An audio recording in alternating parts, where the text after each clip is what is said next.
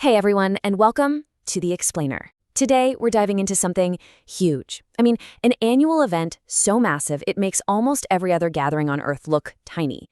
It's this incredible story of faith, of sacrifice, and a stand for justice that, get this, even after 1,300 years, still gets millions and millions of people to walk. All right, let's kick things off with a question for you. Just take a second and think. What do you think is the single largest annual walk on the entire planet?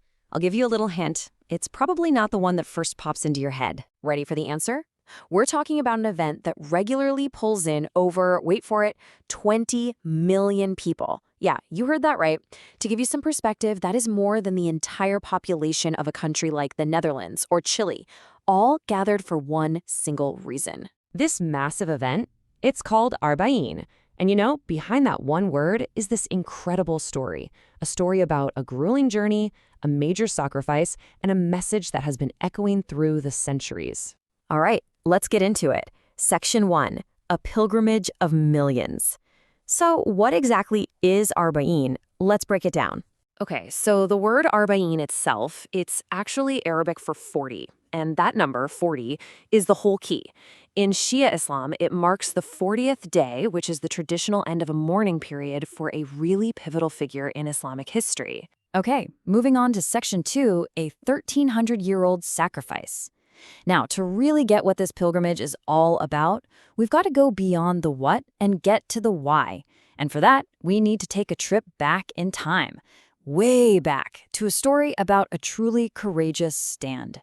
So the question is, what on earth happened all those centuries ago that still inspires this level of incredible devotion today? Well, the story starts way back in the year 680 CE with something called the Battle of Karbala. On the very first day of that battle, a day known as Ashura, Hussain ibn Ali, who was the grandson of the Prophet Muhammad, was martyred. And so Arbaeen, the 40th, marks the final day of that 40-day mourning period for him. And right at the heart of this whole story is a really clear conflict. On one side, you've got Hussain ibn Ali, standing for things like justice and compassion. And on the other side, the Umayyad Caliph, Yazid I, a ruler who basically represented tyranny and oppression. Hussein flat out refused to pledge his allegiance to this tyrant. It was a stand on principle, a stand that ultimately cost him everything. You see, this is so much more than just some historical event. At its very core, Arbaeen is all about commemorating a sacrifice that was made for social justice. It's about taking a stand against oppression, no matter what it costs you. Which brings us to Section 3, the walk to Karbala. Because that powerful story of sacrifice, well, that's exactly what fuels this modern-day pilgrimage. And it is one incredible physical journey. So every single year on the 20th day of the month of Safar in the Islamic calendar, millions of people travel to Iraq. They go to honor Hussein's sacrifice. And to feel that connection, not just spiritually but physically, many of them take on this amazing journey on foot. They walk the famous 80-kilometer route, which is about 50 miles, from the city of Najaf all the way to his shrine in Karbala. Think about that for a second. It's this profound demonstration of faith, a really tough physical journey that is fueled completely by the moral inspiration people draw from that ancient stand against injustice. And that leads us to our last section, Section 4, a global symbol. Because in our world today, the meaning of Arbaeen has really grown. It's expanded way beyond just a single faith. It's become a global symbol for something much bigger. Today, a lot of people see Arbaeen as a kind of global demonstration.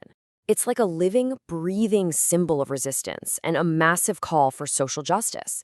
And you know what's really fascinating? Its message has become so universal that it now draws people from all kinds of backgrounds, not just Muslims, who feel inspired to join the walk. And that right there is the incredible link between the past and the present.